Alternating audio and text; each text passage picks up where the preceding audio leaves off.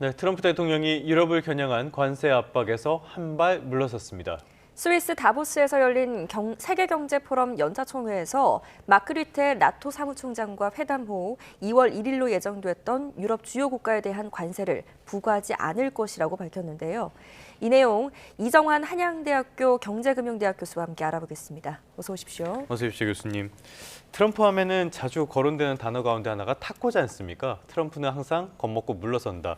저는 이 소식 전하고 나서 정말 타코는 결코 틀리지 않는구나라는 생각도 들었는데요. 결국에는 트럼프 대통령이 유럽 8개국을 대상으로 한 그린란드 관세 이거를 철회하기로 했어요. 이게 뭐 거의 방금 나온 뉴스라고 보시면 될 것 같고요. 이제 이 나토 사무총장과의 협의를 통해서 이제 관세를 2월 1일에 부과되기로 했던 관세는 철회하기로 했다라는 그런 이야기가 나왔습니다.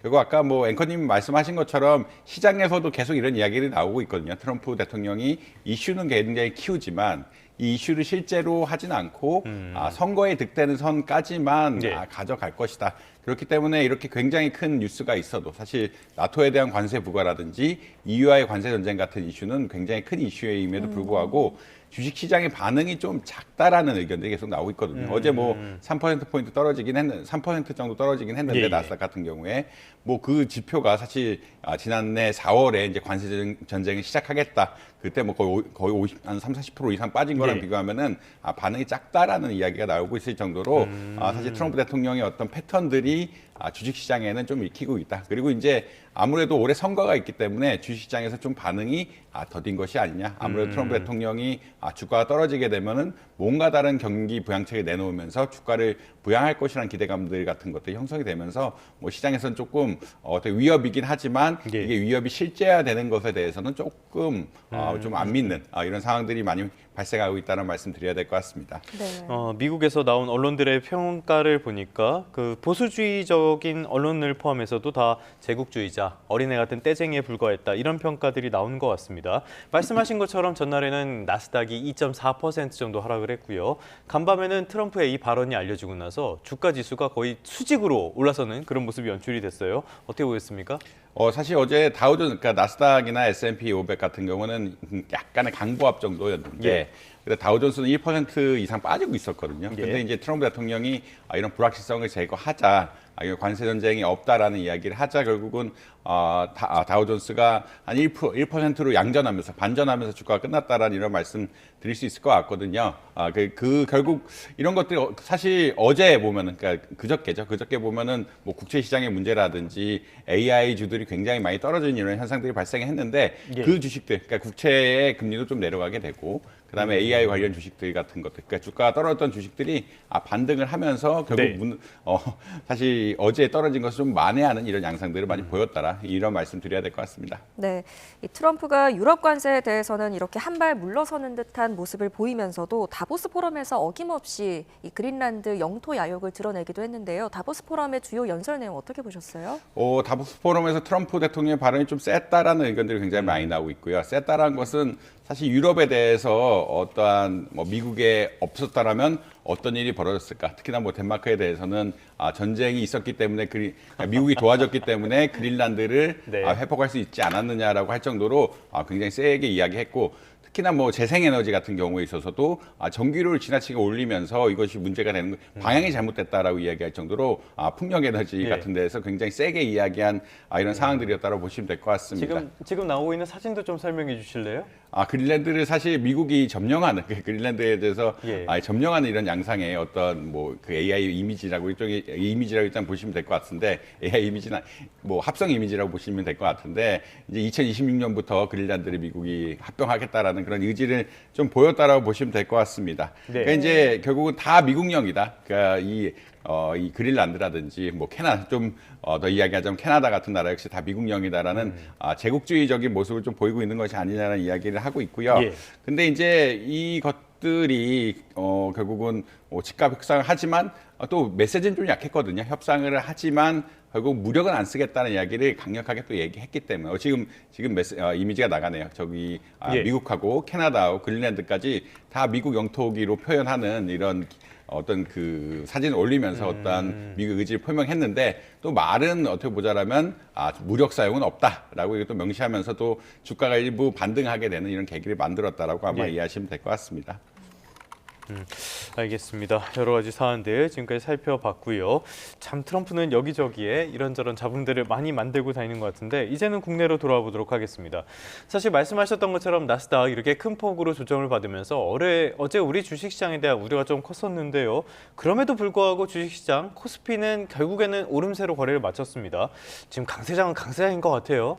예, 그러니까 그저께 사실 말씀드리면 일본의 국채 금리가 올라가게 되고 그저께 장에 또 미국의 국채 금리 같은 것들이 올라가게 되고 AI 주가들이 많이 떨어졌거든요. AI 주가들이 많이 떨어지다 보니까 어제 이제 코스피 주가가 좀 하락하지 않을 거라는 우려가 있었는데 시장 장 초반부터 기관하고 외국인들이 굉장히 많이 사면서 주가를 부양시켰다라는 이야기를 하고 있습니다. 이게 네네. 사실 뭐 한두 시간 안에 역대급으로 많이 삼성전자 같은 대형주들을 샀다라고 이야기하고 있어가지고 뭐 삼성전자 주가가 3% 상승을 하고 현대자동차 지금 55만 원까지 한 2, 3만 원이 엊그제였는데 지금 55만 원까지 올라간 상황이라고 보시면 될 것 같습니다. 그래서 이제 어떻게 보자라고 하면은 대형주를 중심으로 대형주하고 로봇주를 중심으로 주가가 많이 올라가고 있는 이런 양상이라고 보시면 될 것 같고 이런 것들이 사실 이제 미국하고는 또 따로 노는 이런 양상들을 보이면서 좀 우리나라 주식시장이 조금 다르게 움직이는 것이 아니냐. 기본적으로 예전에는 나스닥이 떨어지면 한국의 주가도 떨어지는 이런 양상들, 특히나 나스닥이 AI 주식이라든지 기술주가 많기 때문에 예. 한국의 제조업 주식들이 영향을 받는 이런 경향성들이 좀 있었는데 이번에는 사실 그러니까 그저께죠. 그저께 사실 S&P 500이라든지 나스닥이 조정을 좀 많이 받았는데 그럼에도 불구하고 주가가 오른 걸 보면은 뭔가 좀 차별화된 것이 아니냐라는 이야기가 나오고 있습니다. 다만 시장에서 우려를 하는 거는 이것이 좀 과열이 아니냐. 지금 반도체 주식들이 지나치게 많이 올랐다. 지나치게 많이 오른 건 아니지만 사실 굉장히 많이 올랐고 빠르게 올랐다라고 보면 되겠네요. 예. 단시간 내에 많이 올랐기 때문에 여기서 본 자금들이 유동성들이 다른 주식들 사실 피지컬 AI나 로봇 주식 같은 경우에는 아직 영업이익이 실현이 안 된 주식들이거든요. 그러니까 반도체 같은 경우에는 올해 이제 영업이익이 굉장히 많이 늘어날 것이라는 기대감 하에서 주가가 굉장히 많이 올랐는데 이 주가가 많이 오르면서 얻은 이 유동성들이 다른 테마로 옮겨가는 것들 아니냐. 그래서 이제 로봇이 갔다가 또 뭐 바이오로 간다는 이런 경로들이 발생할 수도 있다라 보고 있기 때문에 개인 투자자들한테는 좀 조심스러운 접근이 필요하다는 이야기를 하고 있다. 이런 말씀 드려야 될 것 같습니다. 최근에 기업 이름에 로봇이 들어가면 주가가 불기둥을 뿜는 이런 모습들도 관측이 되는데요. 교수님 말씀하신 것처럼 이 부분에 있어서 아직까지 수익을 제대로 실현하는 회사들은 그렇게 많지는 않으니까요. 옥석 구분을 잘 하셔야 되겠습니다. 자, 이렇게 시장에 영향을 미치고 있는 변수 가운데 하나가 환율인데요. 어제 이재명 대통령의 신년 기자회견을 보면은 이 환율에 대해서 조만간 1,400원대로 내려올 것이다. 이렇게 이야기를 했단 말이죠. 굉장히 이례적인 구두 개입이었는데 여기에 따라서 시장도 반응을 했어요. 아무래도 이제 대통령이 직접 일종의 구두 개입, 이게 구두 개입을 하는 일이 흔치 않은 이야기인데, 왜냐하면 뭐 중앙은행 총재라든지 이런 일반적으로는 뭐 재무부 장관, 우리나라는 기획재정부, 지금 재정경제부죠, 이런 장관들이 이제 개입을 하는 것들이 일반적인데 대통령이 직접 그 환율이 1,400원대 초반까지 내려갈 것이다라는 이야기를 지금 뭐 데이터에 대해서 구체적으로 이야기하진 않았지만 뭐 한두 달이 지나가면은 환율 1,400원대 초반까지 내려갈 것이다라는 입장을 보이면서 환율 자체가 한 20원 정도 하락하는 이런 양상을 보였다라고 보시면 될 것 같습니다. 이 구두 개입이란 것이 사실은 뭐 어떻게 오퍼레이션 하는지에 따라서 좀 다르긴 하지만 대통령이 직접 이야기했다는 것이 외환 시장에 좀 영향을 줬다라고 아마 이해하시면 될 것 같고 그렇지만 결국은 대통령이 한 이야기는 아무래도 재경부 장관이라든지 한국은행 총재가 한 이야기보다는 디테일이 좀 떨어질 수밖에 없기 때문에 이것들 좀 상황을 또 지켜봐야 되는 상황이기도 하다 이런 말씀 역시 드릴 것 같습니다. 상황을 지켜봐야 된다. 최근에 봤을 때는 이렇게 어떤 구두 개입이라든지 정책에 나와서 환율이 떨어졌을 때 그때를 오히려 투기 세력이 매수 타이밍으로 보는 그런 흐름도 감지가 됐었거든요. 자, 그런데 이 대통령이 어제 이야기한 근거들, 여러 가지 근거들을 보면은 1,400원대로 내려올 수 있다라는 어떤 판단은 있는 것 같은데 실제로 내려오게 될지 아니면 고환율이 더 길어질지 이 부분도 논란이 될 것 같거든요. 교수님 어떻게 전망하십니까? 사실 어제 대통령께서는 정확한 얘기를 안 하게 결국은 뭐 중앙은행 총재나 재경부 장관의 입장이 다르기 때문에 어떤 방식에 따라서 어떤 이유에 따라서 환율이 내려갈 것이다라는 구체적인 메커니즘을 이야기 안 했지만 저희가 뭐 추론하기로는 이제 아무래도 1월 달에 투자 흐름 같은 것들이 약해지게 되면은 예. 달러에 대한 수요가 줄어들게 되고 달러에 대한 수요가 줄어들게 되면은 아무래도 환율이 좀 떨어지게 되는 양상이 보일 수 있지 않을까라는 그런 이야기는 할 수 있다고 보시면 예, 될 것 예. 같습니다. 결국은 1월 달에 포트폴리오, 그러니까 개인의 자산 투자라든지 연기금의 자산 투자 같은 것들이 많아지게 되고요. 또 국민연금도 이번에 중장기 계획을 좀 바꾸면서 아무래도 국내 투자를 비중을 늘리고 해외 투자를 좀 비중을 줄이겠다. 그러니까 예. 연기금의 방향성 같이 좀 조정하는 이런 메시지들이 있으니까 결국은 지금 최근에 가장 이슈가 되는 것들은 투자 흐름에 대한 이슈인데 한국에서 해외로 간 투자들이 너무 많아진다는 이슈가 있는데 이것들이 한 두어 달 정도 되면 좀 잠잠해지지 않을까라는 그런 의견들이 반영됐다라고 아마 보시면 될 것 같습니다.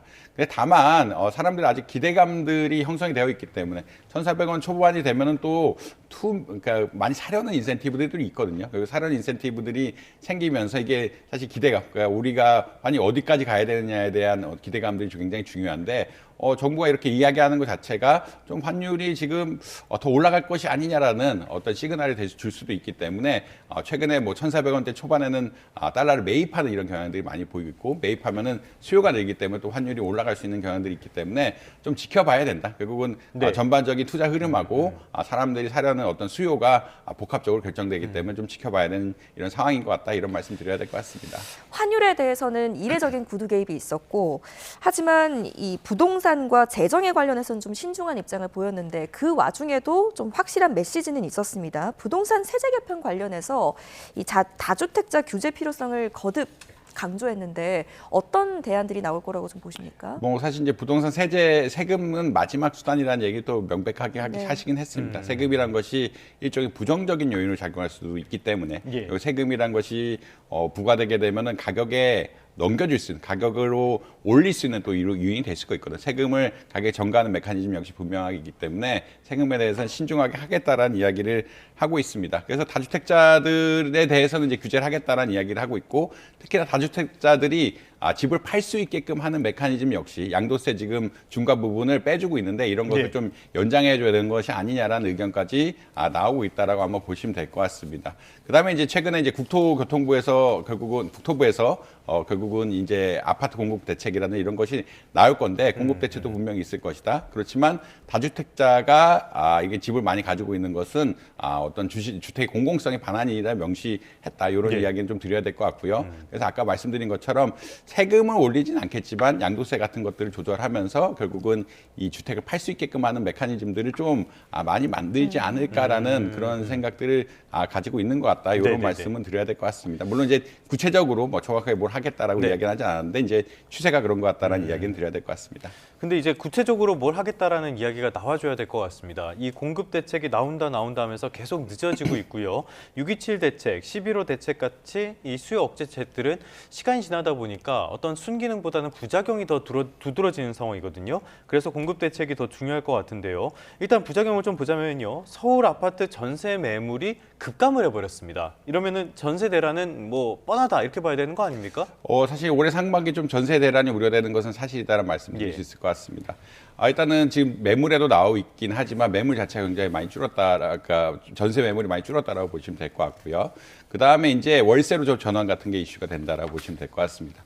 그보다 더 큰 문제는 사실 서울의 아파트 입주 물량이 작년에 비해서 올해 반토막이 나고 예. 그다음에 상반기에 특히나 이 아파트 매물 그러니까 흔히 말하는 신축 아파트가 입주가 별로 안 되거든요. 신축 예. 아파트 입주가 안 되게 되면은 아무래도 전월세 그러니까 전세에 굉장히 또 부담이 되는 이런 상황이 될 수밖에 없다라고 아마 이해하시면 될 것 같습니다. 그렇기 때문에 올해 특히나 최근에 가격 대비 부동산 가격 대비 전월세 가격이 좀 많이 떨어져 있는 상태인데 이제 전월세 가격이 또 올라가게 되고 전월세 가격이 올라가게 되면 또 집값이 또 올라가게 될 수 있는 발판이 될 수가 있기 때문에 네. 정부가 좀 우려를 하고 있다라는 이런 양상이면 보시면 될 것 같고요. 특히나 뭐 실거주 의무 같은 것들 이런 것들 월세 선호하는 이런 양상들이 떨어지면서 전세 물량이 특히나 없어졌기 때문에 보다 더 전세 대란에 대한 이야기들이 나오고 있다라고 아마 보시면 될 것 같습니다. 네, 전세 매물이 줄어든 배경을 보면 단순한 수요 문제라기보다는 제도와 또 구조적인 문제가 겹쳐 있는 것 같은데 이거 해소할 수 있는 방법이 있겠습니까?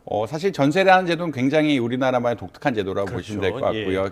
흔히 말해서 그 공적 금융이 아니라 이제 사적 금융을 통해서 집을 사는 이런 메커니즘이라고 보시면 될 것 같은데 아무래도 집값도 불안하게 되고 실거주 의무 같은 것들이 강화되게 되면서 월세로 자꾸 전환이 되는 것이 아니냐라고 이해하시면 될 것 같습니다. 특히나 뭐 한국형 뭐 전세, 전월세 제도란 것은 보통 보증금은 그대로 두고 집값이 오른 분만 월세로 계속 전환하는 이런 양상들이 많이 보이기 때문에 완전히 월세로 전환된다기보다는 이제 전세와 월세가 결합된 형태로 어떻게 보면은 집값이 오른 분에 대해서는 월세로 계속 전환하는 이런 양상들이 많이 나타나지 않을까라고 생각을 하고 있고요. 이것들 사실 적극적으로 아파트가 공급이 되면은 아파트 물량이 풀리면서 그 전세가 입주하는 이런 상황들이 발생을 하게 되는데 특히나 2026년, 2027년 이제 코로나19 고금리에 따른 영향들에 따라서 입주 물량이 줄어듦에 따라 이런 어떤 전세 대란에 대한 우려가 좀 나오고 있다. 그러니까 빌라 공급 역시 또 원활하지 않다는 이야기들이 있어서 전세에 대해서 좀 우려가 있는 것이 사실이라는 말씀 드려야 될 것 같습니다. 일단은 서울에서는 인구 감소가 이어지고 있지만 그렇다고 해서 서울 아파트를 찾는 수요가 줄어드는 건 전혀 아니거든요. 지금 상황을 보면은 결국엔 공급 대책이 중요할 수밖에 없는데요. 지금 거론되는 것들, 그린벨트 해제나 군 골프장 활용이나 이런 것들은 앞서서도 시도했다가 계속 실패했던 그런 내용들 아닙니까? 실효성이 있을까요?